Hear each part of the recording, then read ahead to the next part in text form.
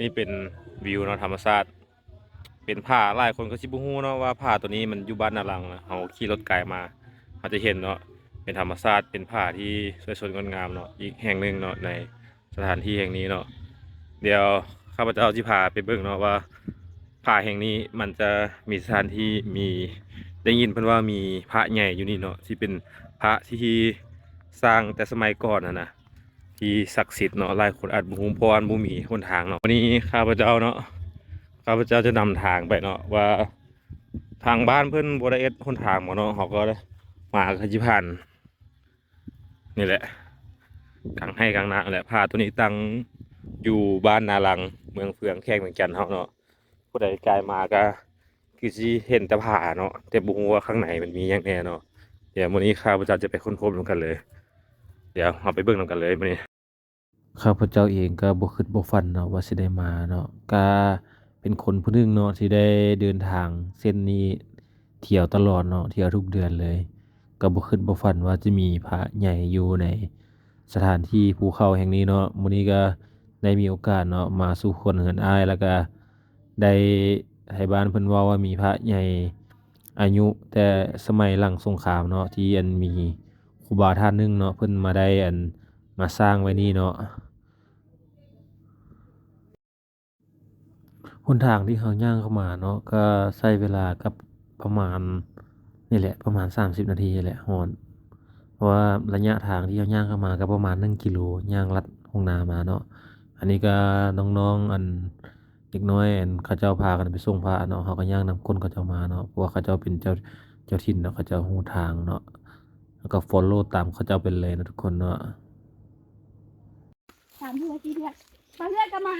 ต้องการโอ้มีศาลา เป็นลมปีนี้มา2 เทื่อคนหนัก มาแล้วเนาะทุกคนเนาะมันก็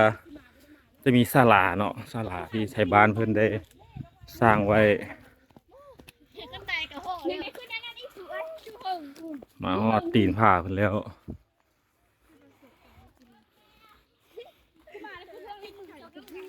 จะมีศาลาเพิ่น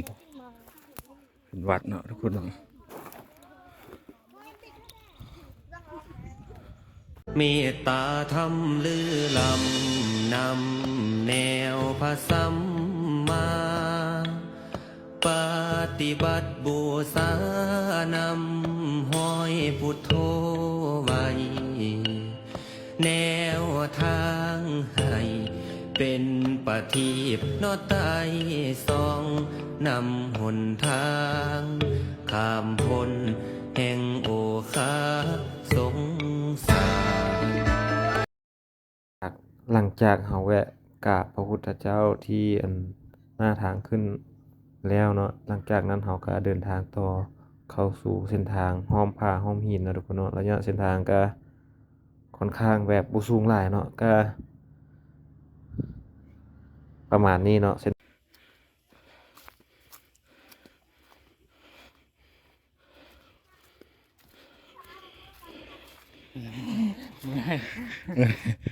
โอ้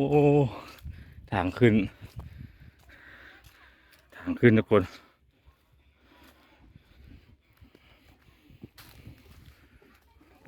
ทางขึ้นก็สะดวกสบายไทยบ้านเพิ่นมาบูรณะ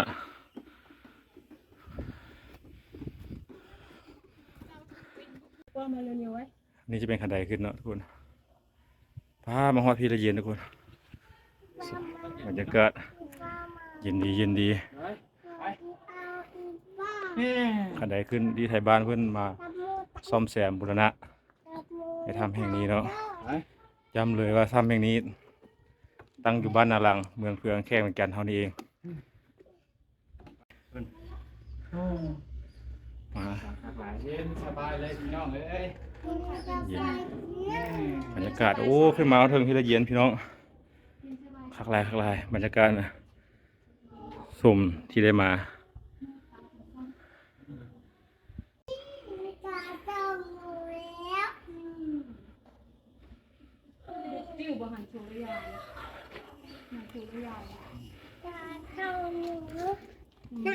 ไปวันนี้นะ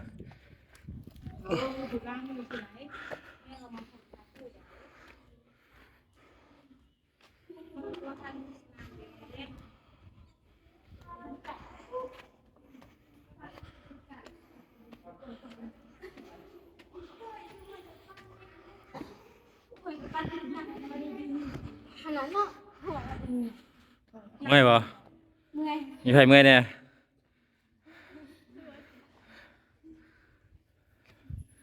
ได้มาแล้วทุกคนเนาะมาฮอดแล้วบรรยากาศเย็นดีเลย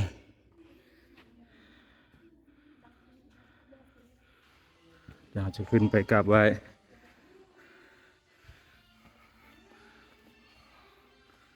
สถานที่นี้สวยสดงดงามเนาะเป็นธรรมชาติเก่าแก่ในสมัยก่อนเนาะแต่ขาดผู้คนเจ้าศรัทธาใหญ่ที่มาบูรณะเนาะส่วนหลายก็เป็นแต่ไทยบ้านนิยมทืนกันมาบูรณะอันนี้ก็ข้าพเจ้าก็บ่เคยมาจากเทื่อเนาะได้มาเป็นบุญบารมีที่ได้มาเห็น